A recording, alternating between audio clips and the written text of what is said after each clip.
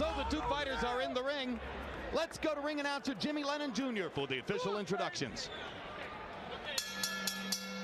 Ladies and gentlemen, a very good evening to you, and we welcome you to the Orleans Arena here in Las Vegas, Nevada, as we have a big night of action in store for you, and it's all brought to you by Don King Productions in association with the Orleans Hotel and Casino, HBO Sports, and CM Exchange. This bout coming away is also brought to you by Main Events and is sanctioned by the WBO President Francisco Valcarcel, Supervisor Jacinth Bryan, along with the Nevada State Athletic Commission. Introducing to you at this time are three judges. Scoring the bout from ringside, from Las Vegas, Nevada, Dwayne Ford. Also from Las Vegas, Chuck Jompa. And from West Palm Beach, Florida, Michael Pernick. And our third man of the ring, the referee in charge, working in this his 158th world title bout, fair but firm, Joe Cortez. All right, fans, here we go. 12 rounds of boxing for the WBO Junior Welterweight Championship of the World. Introducing to you first the challenger. On my right, fighting out of the blue corner, wearing black, red, and gray trunks, fighting out of and representing his home of Brooklyn, New York. He weighed in at the limit of 140 pounds even. His record stands at 28 wins, 1 loss, 1 no contest, with 21 wins coming by way of knockout.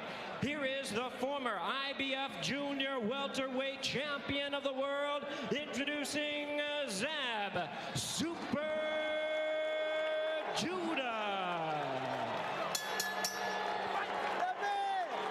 And his opponent across the ring is the defending world champion on my left, fighting out of the red corner, wearing turquoise, yellow, and pink trunks, hailing from our nation's capital, Washington, D.C. He weighed in at 139.5 pounds.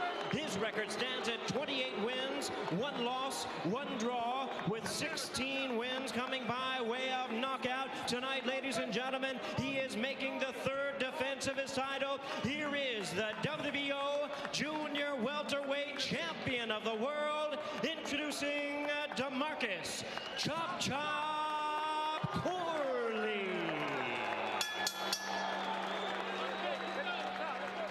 Once again, ladies and gentlemen, Joe Cortez, our referee in charge, now to give instructions. 12 rounds of action scheduled.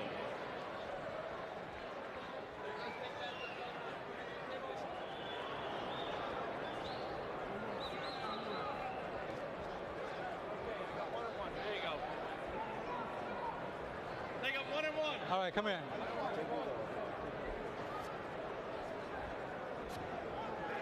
All right, gentlemen, we went over the rules in the dressing room. I expect a good, clean fight. I want good sportsmanlike conduct. Understood? Here? Understand here? Okay, remember, guys, I'm fair, but I'm firm. Touch them up. Two southpaws. Judah, who was raised as a black Jew and tends to throw tantrums before and after fights.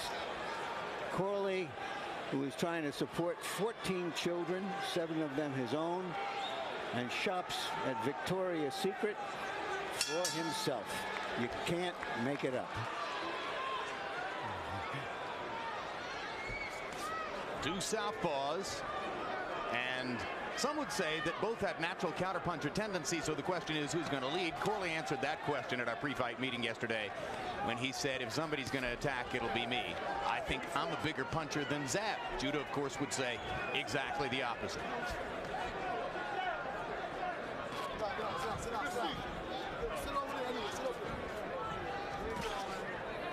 Both these guys shave their eyebrows. That's not a good idea. Why? Always a chance of a scratch and a cut opening above those eyebrows. You want to keep razors away from your face and eyes, especially if you're boxing. Is that a boxing style or an inner city style? What is it, George? Well, it's just a style, I suppose. Hollywood style. Good, Chop. Nice and relaxed, smooth. There you go. Stay low, stay low. Zab Judah seems to be concentrating more. He's been able to get some shots to the body and get away from the bigger shots. Stands in the pocket when he chooses. During undercard bouts, it took fans about 30 or 45 seconds to begin booing if they didn't have big action in the first minute. We've got an unusual Vegas crowd here at the Orleans because ticket prices are so much cheaper than for most of the big fights we brought you from larger casinos here. So there are a lot of fans who are getting a rare chance to see title prize fights, and they wanted to see big action. But they're being kind to Judah and Corley, who are fighting a tactical first round. Even for a southpaw is difficult to fight, believe me.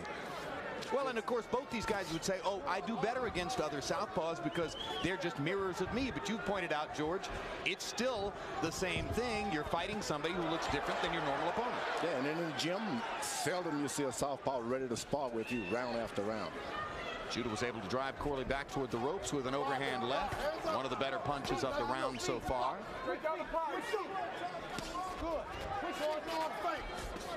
Corley reaching with a left, short with both of them. Judah jabs him to the body to move him back.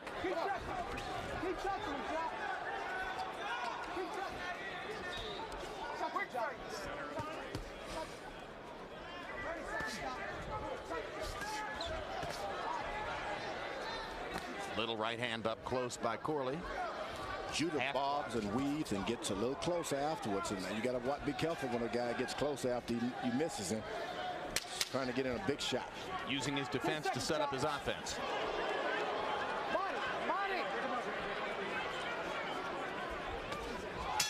Judah with a huge left-hand swing at the end of the first round. Grazed Corley, didn't really catch it. Man, you know what? That was a good round. But you got to double on your jab. He's trying to counter with his left hand, right? So throw a little short hook with that, okay? Relax a little more, but I want you to relax with good pace. You hear me? Always touch him. Touch him to the body, touch him to the shoulders. Break his rhythm, all right? Take a deep breath. That was a good one. Then you go down behind the triple. Behind the triple, we're going to go right down the pipe. Right down the pipe. Okay? Hey! Come on. Come on. Hey! Hey! We're going to reach. Oh, stay put here, okay? We're going to reach and do together. No, so you get to the line, you're going to go. Some wild swings, just grazed, or barely grazed the chin of Judah. Judah is a much more stable fighter than he used to be. He's not using his legs much, not dancing around a lot, staying close to his opponent.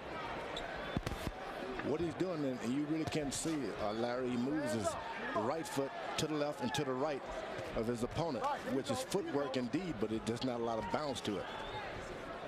Very smart with it. CompuBox numbers in one. Judah landing 16 out of 51. Corley 7 out of 44. And of Judah's 51 attempted punches, 48 of them were jabs. Right hand up. Kind of a who's who of fighters in the house tonight. Evander Holyfield's here. Floyd Mayweather Jr. is here. Bernard Hopkins is here. Haven't seen whether Judah's good friend Mike Tyson's in the house. There are a lot of fighters on hand to watch what's going on. Chris Bird, of course, is here. I don't think he ever misses a prize fight. Keep over that jab, Dub. Keep that jab going. Right, just like that. You can clearly hear Zab Judah's dad, Yoel, in the background, telling Zab to keep the jab going and occasionally telling him to stay low. Corley again trying to wing some shots upstairs, and Judah gets a chance to counter with the left hand and lands it. Now Judah in a more offensive position as he lowers his hands and begins to attack a little bit. Use your jab, Chop. Use your jab. None of that started to shake Corley at all. He came right back, got right back on his balance. The instinct of a guy when he starts clowning like that is to clown back with him. He didn't do it. Corley threw a left to the body. Missed with the right hand upstairs. Corley is smart. Keep touching the body. Keep touching the body. Keep touching. Turn it over top. Good. Left hand to the body by Corley, and now he goes back upstairs and starting to get closer to landing one of those shots. Where's your body? uppercut misses for Judah. Corley bangs to the body 1, 2, 3 times. Short. 1, 12, 12. Thing about a good barber and weaver, once you get against the ropes, you don't have any place to go then but get hit somewhere, especially in the body. 67. And Judah's making that mistake. Corley ripping Judah to the body again. Right hand shot there. And the uppercut attempted by Judah, blocked by Corley. Good defensive stuff on the inside by Demarcus Corley. And another right hand to the body. Misses with the left upstairs. This is the test of conditioning now. If Corley can keep him up against the rope, hitting him every now and then, he can do good. Corley's trainer Bernard Roach telling Demarcus to stay to the body. That's where he's been effective here. Another combination for Corley punctuates the round. Much better round for Demarcus Corley in the second. And mark your calendars, July 26th, a Fistic Night on HBO. First, the original boxing movie Undefeated starring John Leguizamo. Then live boxing with Fernando Vargas taking on Fitz Vanderpool. August 16, Boxing After Dark returns with a featherweight unification bout between Derek Gainer and Juan Manuel Marquez.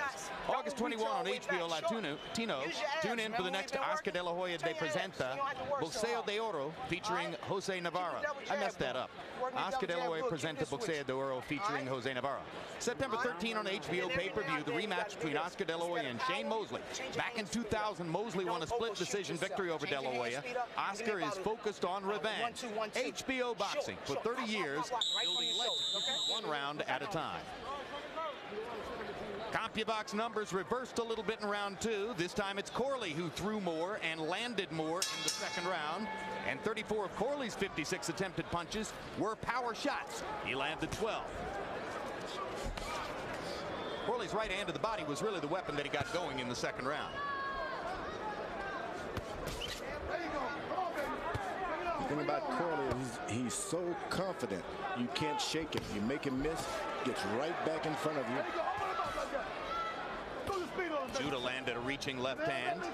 And what you do is try to shake those guys, make them do something that they ordinarily don't do so you can hit them. And Judah hasn't done that yet. He can lose his confidence by taking those punches on the ropes.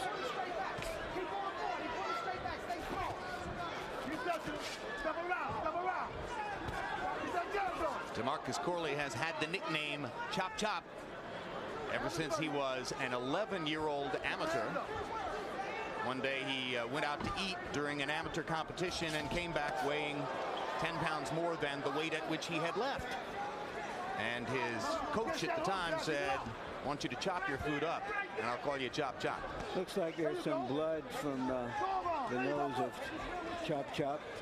He does them like that. Good left hand by Judah as Corley was trying to duck away from the right. Textbook boxing. Jab, jab, jab, right hand. And then you come back with the hook, clean it up, and you get the knockdown. That didn't happen yet, but if he does. Corley landed a little left across the top, missed with the right cross, or the right hook, I should say, following up. Corley jabbing to the body again. Chop, chop. If Judah does the feigning, he's trying to get his hand out from in front of him. And if he does, as you feint him, he drops his hand a little bit and you get your shot. Corley is not doing it. And more the profile which Demarcus Corley predicted has emerged, which is Corley leads, tries to establish the action, and Judah plays off of him and counters. That may ultimately work to Judah's advantage. He seems more comfortable in his role.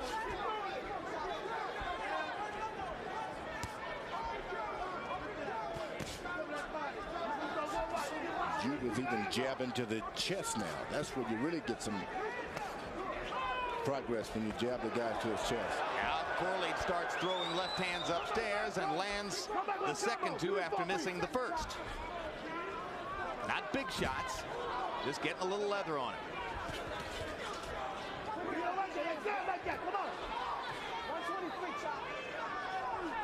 Suddenly Judah becomes the leader and hits Corley with a left hand and then a huge left cross. He's down. He's hurt. That's a legitimate knockdown. A full-on legit knockdown after the big left cross landed by Zab Judah. Best punch of the fight.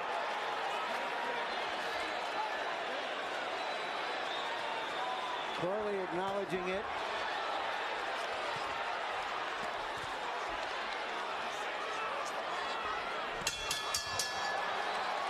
Corley had his wits about him after going down. So Judah not able to do further damage in the remaining 10 seconds. This is look, this is what you got to do. You're kind of waiting, man. You understand what I'm saying? Stop waiting. Put your hands together. Put them together. You hear me? Get back a little bit. Let me get on. All right? Keep your left hand up. How we Throw doing, your shots a little short. All right. Come up and box him. He gonna put the hands down again. You fake the left. Bring the hook this time. Fake it. You looking for that left hand now. Fake it. Come back the hook. Fake it. 1, 2, 3. Roll. Back, right back with your jab. Late in the round. Until this point, we were getting more schlock and bore than shock and awe. But that punch followed by another big, clean left hook.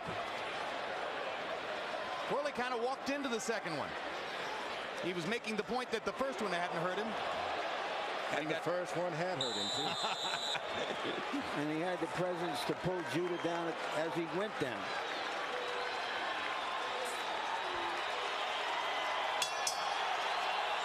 When he fought Judah got so excited about landing a big punch that he walked into a punch. Let's see if he shows a little bit more discipline here. Harold, how do you have it through 3?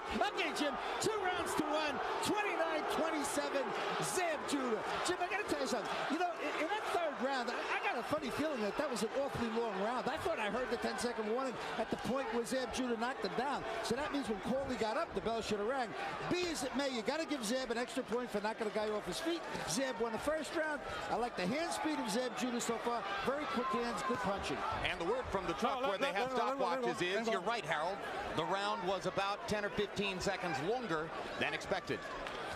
I have the fight 1-1-1. I thought neither fighter did enough to win the first round.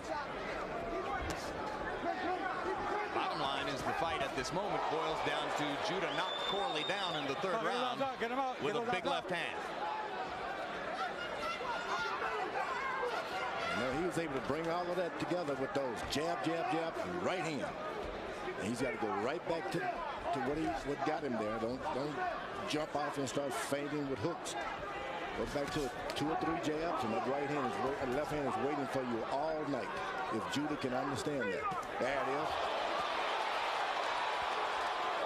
Don't get wild. Just set it up. If you can do it all night, be confident.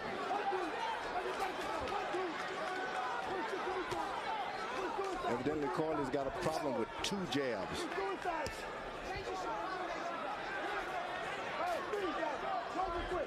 There's the footwork with Judah.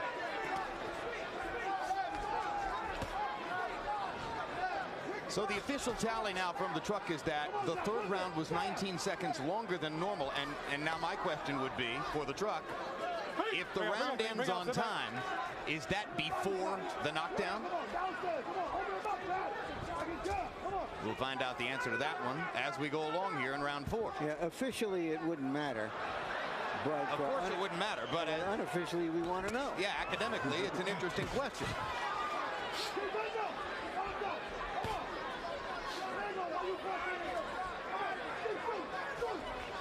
Oh, stop! Stop!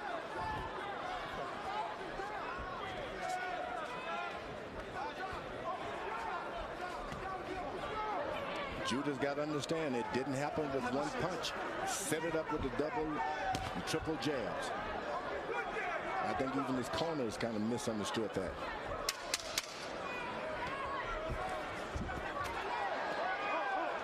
Corley chasing Judah into the corner, but not able to land any punches. Judah has shown almost too much self-discipline in that round, not trying to really test Corley again. You doing that waving back? What I want you to do is take his body. And as these two guys fight at 140 pounds, Ricardo Mayorga warms up for the defense of his 147-pound world championship. Mayorga with his trainer, Hector Perez, in their dressing room, waiting for his second crack at Vernon Forrest. He knocked him out in the third round, January 25 in Temecula, California, and has told anyone who will listen that he'll knock him out in the second round tonight. Whatever are the 20 best quotes in boxing this year, Mayorga may have issued 19 of them or so in the last week. That's why I pumped 3, 4 jabs. Then let it go, then roll. All right? Keep cutting with that jab. Trying to make up for the vacuum of quotes from Vernon Forrest. And incidentally, the academic answer is that the knockdown happened before the 3-minute mark. So the overextension of the round has nothing to do with the fact that Judah was able to knock Corley down. He did that within the originally anticipated 3 minutes of the frame. Harold Letterman is chomping at the bit to give us more information. Go ahead, Harold.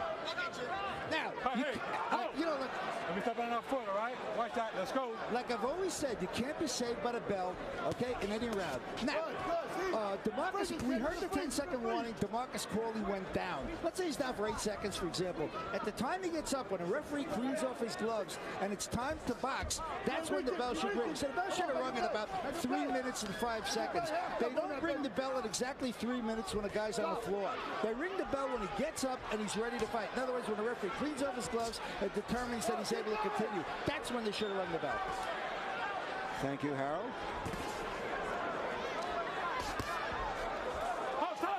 One of the stories of the fight through the first 4 rounds, Judah landing his jab with much greater frequency. Judah 41 out of 162 jabs, Corley only 18 out of 113. So Zab has been the master of the space between them, and that helps to account for his edge in the bout. Zab Judah turns almost ordinary when he stops using that little jab.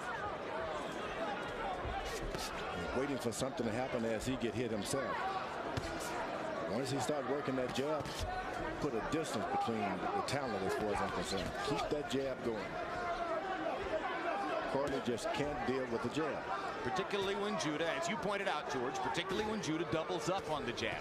That's when Corley seems not to know what's coming next. That's the problem. Some guys are like that. You can jab them once, they can deal with it. But 2 or 3 jabs, they just throw everything they've done in training off. And like a lot of fighters, Judah will change speeds on the jab. Sometimes just sort of laying it out there like that. And sometimes he'll flick it a lot faster.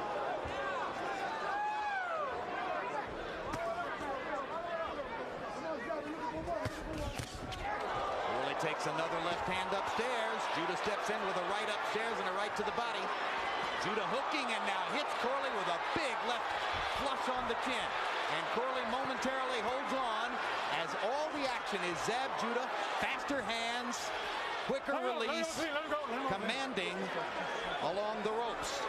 Judah is very good, but he still has to lead with his jab to start something off. But this guy is going to get him as well.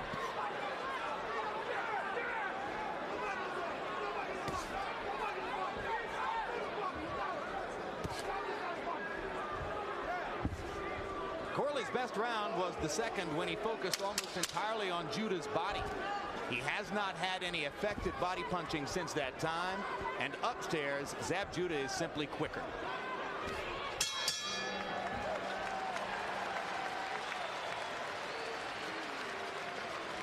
Nothing, baby, nothing.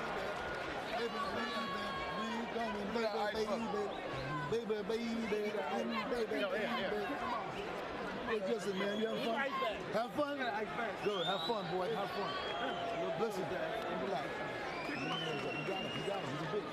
Yo, listen, anything you do, he's gonna react to. You know what I'm saying? Walk in there, do your thing, go again, everything you do, he's gonna react to now. All right? You ain't shoot none of that, but you gotta stay down when you shoot. You understand? You understand? Don't get this fight away, man. Don't get it away. Come on. That's what you gotta do. Really? You let him get in the rhythm. Break his rhythm. Judah is in control of this fight with his hand speed. An occasional left hook breaking through. That one stunned Corley momentarily. Just haven't seen enough chop from Chop. Round 5, one-sided. Judah 21 out of 47, 45% connects, including 13 out of 34 jabs. Demarcus Corley only 6 out of 46. So Corley needs some new strategies. Needs to try something different because the rhythm of the fight hasn't changed much since the 3rd round, and it's all Zab Judah. One thing about good boxers, they're so confident with their boxing ability, they will allow a guy after they knock them down to get back into the fight, because they let them hang around. Well, you saw the atmosphere in Judah's corner where his dad was singing to him, baby, baby, baby. Obviously, they feel as though they're so in control of the fight that Zab can just have fun out there. Zab with a little grin on his face as he doubles up on the jab again. We will not hurt the other guy. He will decide, look, I may as well hurt you. You're not doing anything to me. And I think that Corley can do this. He can get out there if he really wants and get a big shot. Unfortunately, he's not a big hitter. All right, bring out clean, Let's go. He thinks he's a bigger hitter than Zab Judah, or at least everything he has said leading up to the fight would indicate that. That may be a misperception. Only by him. Yeah. Once you put on those gloves, guy sticks his chin out there, you can become a big hitter. Just hit the target.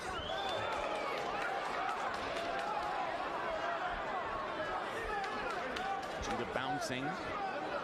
This is becoming a sparring session. That was that little left overhand. And that's Corley making it possible, or rather Judah making it possible for Corley to hit him by dancing and clowning with his hands around his waist. Sometimes when you knock a guy down and you get out there and spend a lot of energy, you don't have anything else in you but what Judah is doing.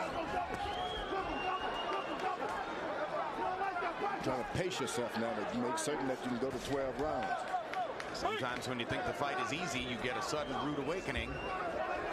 But Zab Judah seems convinced that this presents no problems. And Corley steps forward and hits him in the face with a left hand. Can't play in boxing. Oh, Judah says, yes, you can. There was the double jab, and something happened.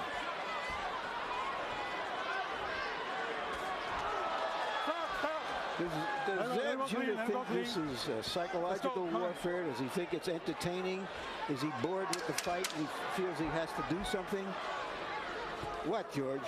All of the above. I think he's trying to embarrass Corley. Part of the fun for him. Earlier tonight, another 140-pound prospect in action. Vivian Harris against Suleiman Mbai. And Harris, the favorite, a guy who's regarded as a potential contender for Costa Zoo's 140-pound crown. Mbai started out in a defensive mode through most of the first few rounds. Vivian Harris was able to knock him down in the second round. And through most of the fight, they worked in the same rhythm. Harris, an easy, unanimous decision victory over Suleiman Mbai, and that keeps Vivian Harris on track as a rising contender at 140 pounds. Crowded division, though Costa Zoo stands alone as the undisputed champ.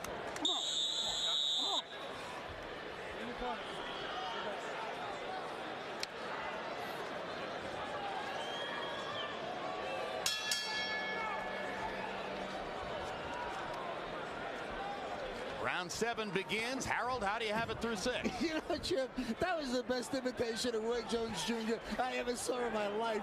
Zab Judah in the 6th round leads in and starts shaking his shoulders, just like Roy Jones Jr. used to do. But I tell you something, he didn't do any punching. I thought Corley outpunched him in round 6. So 58-55, 4 rounds to 2. Zab Judah. I thought Corley won round 2. Give him round 6 because at least he threw some punches, and the rest to Zab. Give Zab an extra point in round 3 for the knockdown. Break out clean, step back. So you can get a great Harold Letterman review for the Roy Jones imitation, but it doesn't necessarily win you the round. Instructive. Instructive.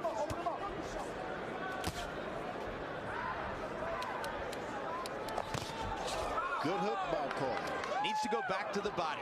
That's where he did the damage in the second round. That's how he easily won a round from Zab Judah, and that's what he hasn't done much since that time. Judah just popping Corley with the jab. Sometimes one southpaw is bad enough. 2 southpaws can double your misery. You mean you don't think this is the most rousing piece of ring combat you've seen in a while, Larry? Your words, Jim.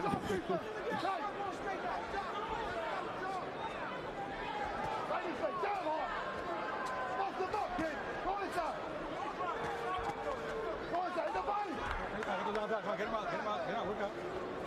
So you said something very interesting on the walk-in, Larry, when you said there's no way Costa Tszyu would ever again provide Zab Judah a chance to fight him. I don't think he would. You know, Zab Judah would have to build up a tremendous reputation so that there would be a lot of money at stake. This kind of fight is not designed to build reputations and bring in crowds. Zab's style is not likely to ever galvanize the public in such a way that the money would become irresistible for Tszyu. That's what you're saying? Yeah, and there are so many other, you know, potential opponents. Gaddy, among others. That's where the money is. Vivian Harris. He's going to have a rematch with Sharmba Mitchell early next year. And he's already about 33 years old. Vivian Harris just re-entered the ring, incidentally, or re-entered the arena wearing an immaculate three-piece cream-colored suit. I believe he may be the dressing champion of the division, or the dressing champion in street clothes, because, of course, I mean, look at the ring clothes that we're looking at in front of us. You know, Harris, should Judah win, Harris might be an interesting fight in New York. Both of them are from Brooklyn.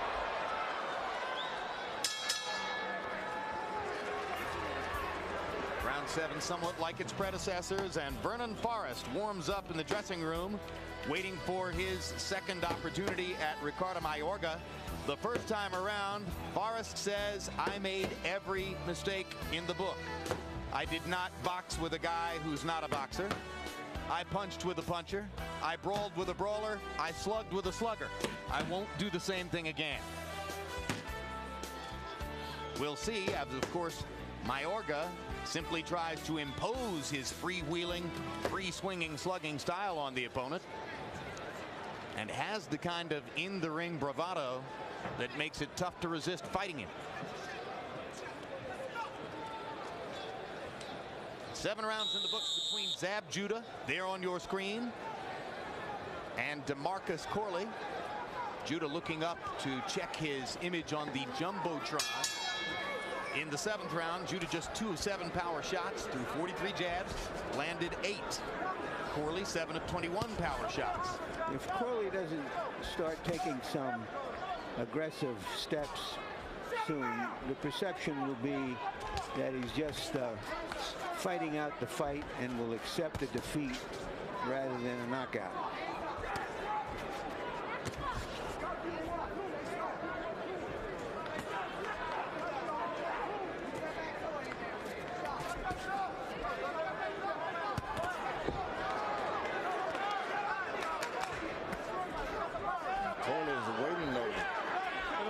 Left hand behind those right jabs now. Judah's better switch up a little bit. Can't fight this way and support 14 kids.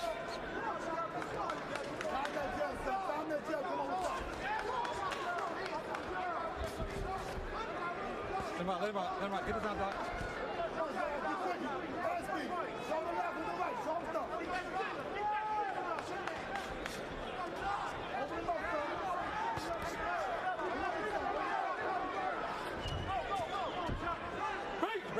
Break out, can you step back,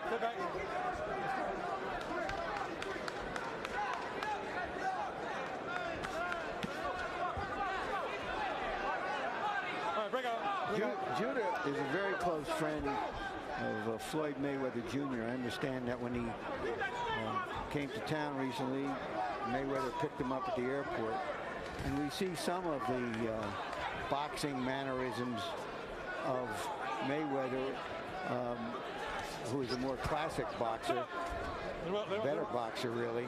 But we see that Judah is applying some of those things, the way he avoids punches, the way he avoids combat sometimes, and sometimes the way he erupts. Air those jabs. Can't be denied once he throws those jabs. More accurate puncher than Corley. Quicker than Corley most of the night. Able to be first when he wants to be first. Able to counter Corley when he wants to go back and counter.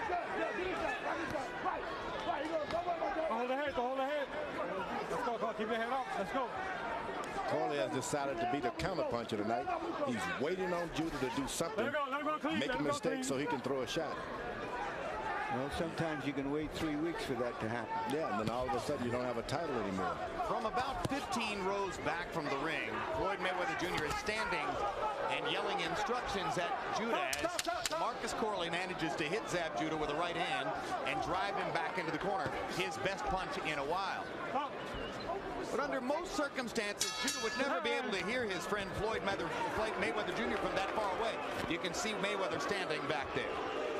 And Mayweather is urging July 26th, Judah. a fight-themed night here on HBO, Larry. First, the HBO original movie Undefeated, directed by and starring John Leguizamo. It's about a rising boxer and how he deals with his newfound fame.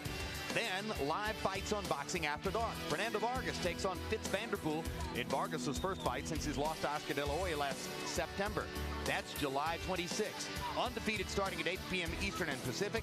Boxing After Dark from the Olympic in Los Angeles at 9:45 with a raucous pro-Vargas crowd, all on HBO.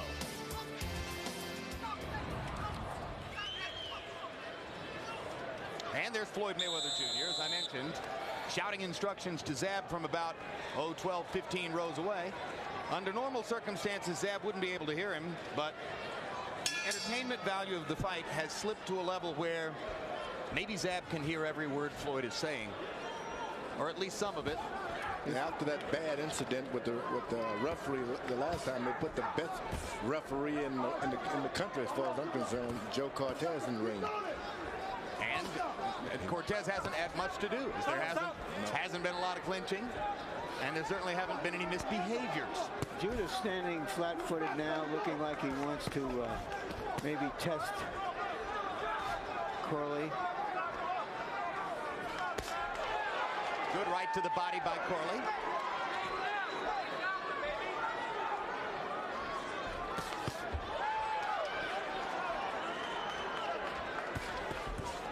One, two, three jabs. Corley can do nothing other than just go back and look at Judah. Jab again. Judah hasn't done a whole lot of body punching because that means that fight can turn at any time there's a hard punch land on his chin. You've got to go to the body when you're hit on points. Now Corley gets a chance and pops Judah with a little shot to the top of the skull. That was, we saw the chop after all. Yeah, that's right. Stop. Come on, let's go. Come on, let's go. Don't walk back. Let's go. He can chop, but can he make it stick?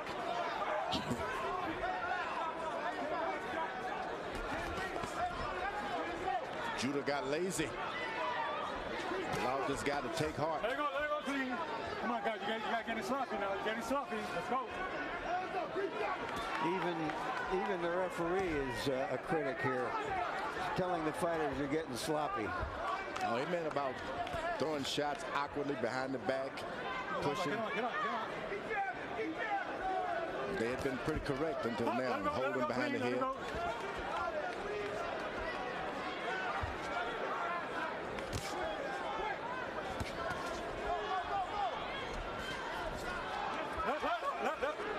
That counter straight left by Corley can change things if he wants. Judah's right hand is down all night. No holding. Come on, get this outside. Let's go. No holding. Let's go. If he just throws that left on top of it, he can get him.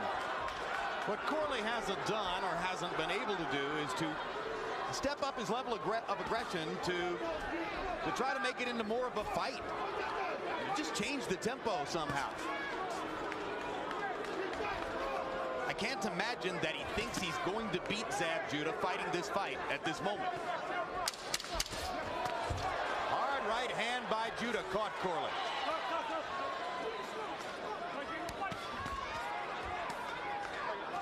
We told you it was a crowded division, the 140-pound weight class. Larry Merton, give us a look at some of the bigger names. Consensus of the top experts, Costa Tszyu is the champion. He'll be fighting a rematch with Sharmba Mitchell. Judah and Corley in there. Gaddy is now high on the list. Vivian Harris has cemented his position tonight. And also two new ones. Paul Spadafora, who formerly held the lightweight belt, is moving up to this division. And Ricky Hatton, a rough, tough, strong British fighter, is gaining some notice. walk in here. Stay here. You can walk. Yo, go get him. Go get him, Zach. Walk him down. You know, in the pocket, you can't do nothing. Walk him down. Hey, a gorilla can't look a monkey in the eye. Yoel Judah saying to Zab Judah, walk him down. Walk him down. Go after him. Even he's bored with this. In the last 3 rounds, Zab Judah, by CompuBox numbers, has thrown 24 power shots, averaging 7 per round. Harold, you awake over there? Absolutely, Jim. 87-83, 6 rounds to 3. Zab Judah. Jim, I'll tell you something. One thing that impresses me about Zab Judah, he snaps the right jab. Southpaws notoriously push the right jab. This kid's got real good snap, real good hand speed. That's clean punching. Clean punching is 90% to scoring. Zab Judah is really scoring nicely with that right jab. He works it up and down. That's fact. Southpaws don't like to snap those jabs. They really don't. Why is that, George? They're always trying to make the other guy snap so they can counter him. But that is a point. Well, Zab Judah is snapping his right jab. Also because when they fight conventional fighters, the theory... Oh, that hurt. That hurt. Big left hand by Corley.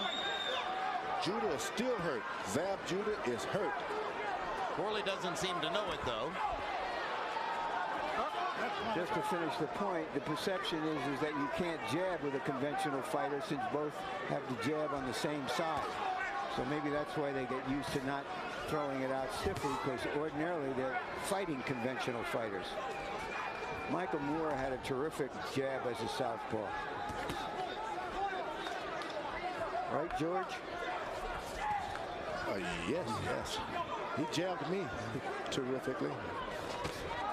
Never left. That was a right hook that time. These punches. Corley has landed 2 good punches in the round, but he doesn't follow them up with more aggression. Those punches can take their toll because Judah suffered a devastation in his career already, and you'd never forget that coming back.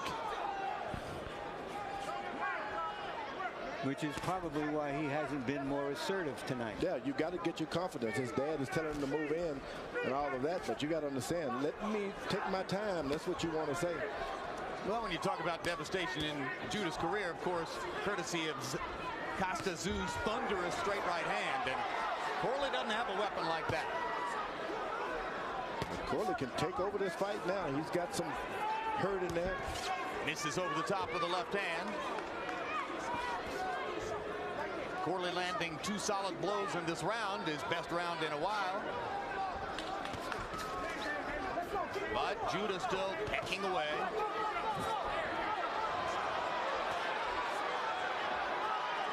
Judah's got his mouth wide open. That's not a good sign.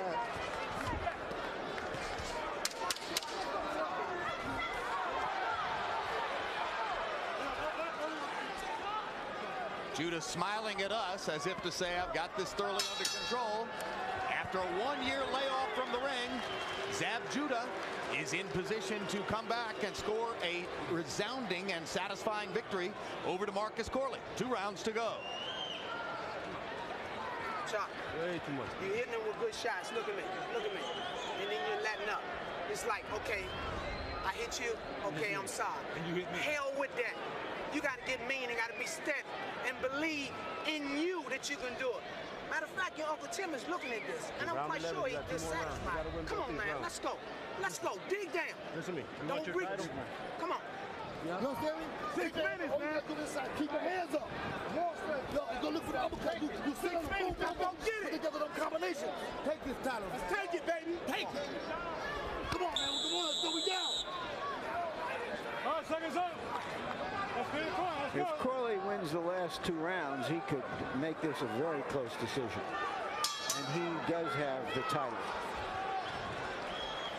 The title that's at stake here. Correct. I think even going the distance for Zab Judah is a big victory, and especially if he can come on strong in these last 2 rounds.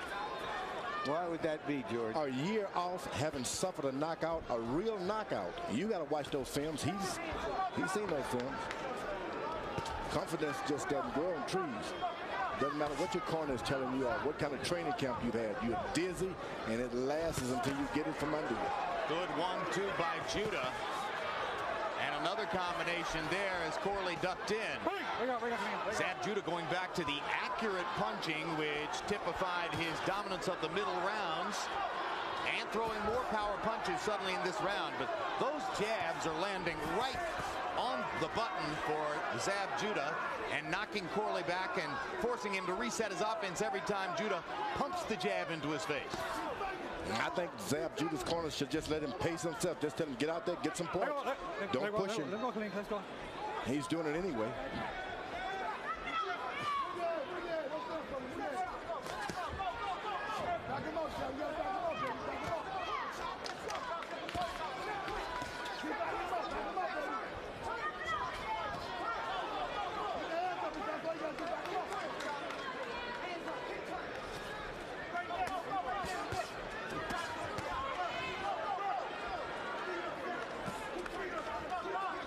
It's in the last few seconds of these rounds that Zab Judah seems to fall prey to these hard shots.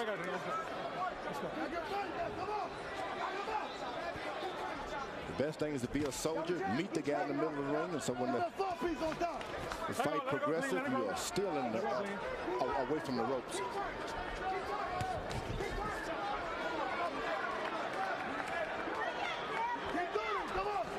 Hold the head, let's go. Get the hands out, get the hands out. That's what he meant about being sloppy. Your hands are free, guys. Your hands are free. Let's go, your hands are free. Let's go. Corley trying a big right hook inside. Partially landed it. But Demarcus Corley has never really been able to hurt Zab Judah in the fight. And Judah did knock Corley down in the third round. And that is a big key to the working margin that Judah seemingly enjoys. Corley is so successful when he goes with that overhand left after the jab that Judah throws. Corley missing, and Judah following up with some excellent punches to the body and to the head. Zab Judah's had a very good round here in the 11th. Trying to finish strong, as George Foreman said would be an accomplishment following the one-year layoff. Come on, man. Come on. This is it, man. Let's go.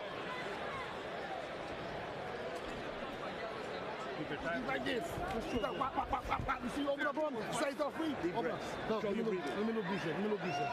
No, you're right. Listen, you keep your hands. All you gotta do is keep your hands right here. Like yeah. Keep the jab in front.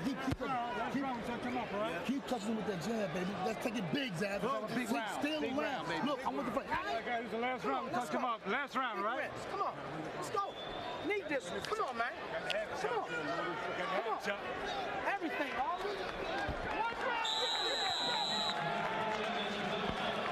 Round 11, in a round that you might think Demarcus Corley badly needed, and certainly his trainer Bernard Roach seemed to be telling him that before the round. Corley landed just 7 out of 55 total punches.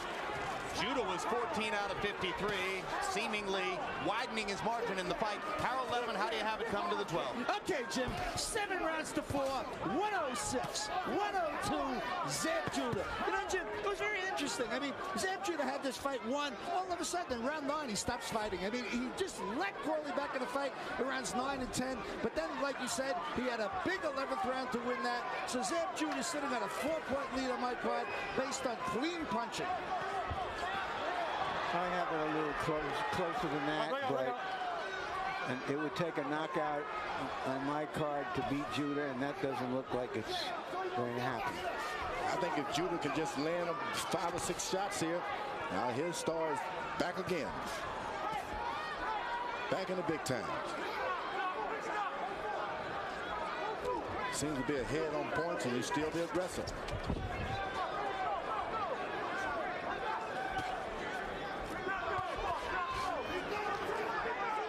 If only you knew what it takes to get back after being knocked out in a fight, and he was out. He was knocked out in November of 2001, then the 6-month suspension. He finally came back June of last year against Omar Weiss of Argentina and knocked Weiss down. That was the first time that Weiss had tasted the candles. Huge left hand by Judah there. Further command of the fight situation here in the last round. So he's coming off a long layoff. 18 months removed from that knockdown or knockout against Zhu that changed his career. And yes, a credible and useful performance for Zab Judah to reestablish himself in the division. And I think that he's back now. All he needed was that little extra confidence. Well, I just think he's made a good fight, clearly winning, but he's only partially restored. He's still a young man, 25. Has a year or two to really put himself back up there if he takes care of the business. And with Zhu getting up in years, in 2 or 3 years, there's an opening in this division, or so it would appear.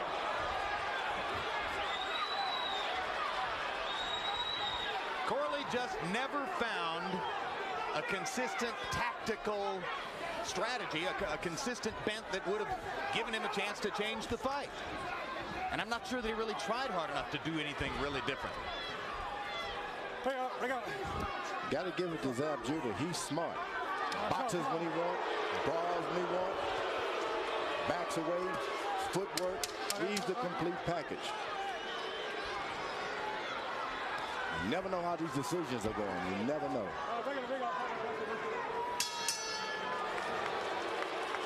Judges are Larry O'Connell of England, Ove Ovesen of Denmark, and the veteran Jerry Roth from here in Las Vegas. Seen a lot of Jerry Roth scorecards over the years. They are seldom a surprise. They usually reflect pretty much what you've seen in the fight.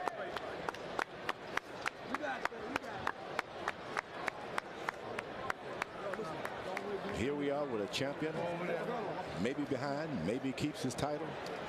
Maybe the other guy didn't do enough in a lot of the judges' eyes. I think that last statement is right on the money, George. Demarcus Corley goes into that 12th round. He's got to know that he's losing the fight. He throws 49 punches, lands 6.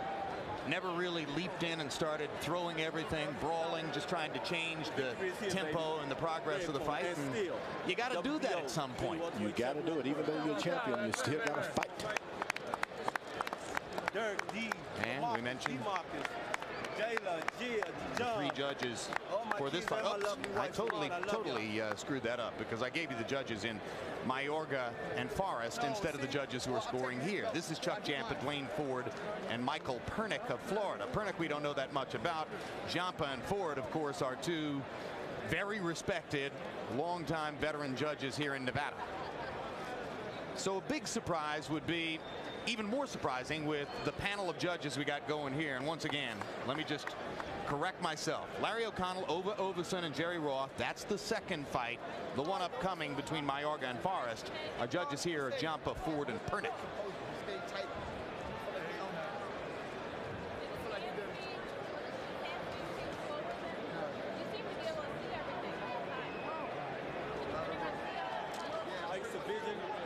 The excitement here is palpable. Jimmy Lennon Jr. is ready with the official decision. Ladies and gentlemen, after 12 rounds of action here at the Orleans Arena, we go to the scorecards. We have a split decision. Here are the score totals. Judge at ringside, Dwayne Ford scores the bout 115 to 112 in favor of Demarcus Chop Chop Corley. Judge at ringside, Chuck Jampa scores the bout 115 to 112 in favor of Zab Super Judah. Judge at ringside, Michael Pernick sees the bout 115 to 112 in favor of the winner and new champion Zab Super Judah.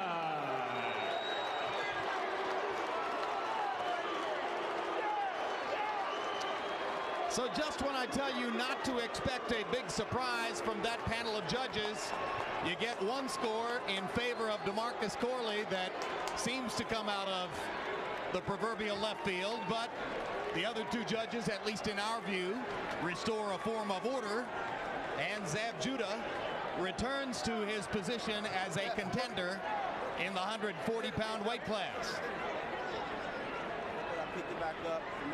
Corley got the vote of one of the judges, but winds up with the second loss of his career. Final copy box numbers: Judah 136 out of 470 with a sizable working margin on Corley, who was seen only to land 92. And Judah's jab was the dominant weapon in the bout, as George Foreman pointed out over and over. Judah able to do with his jab pretty much whatever he wanted, landing 26% and throwing nearly 400.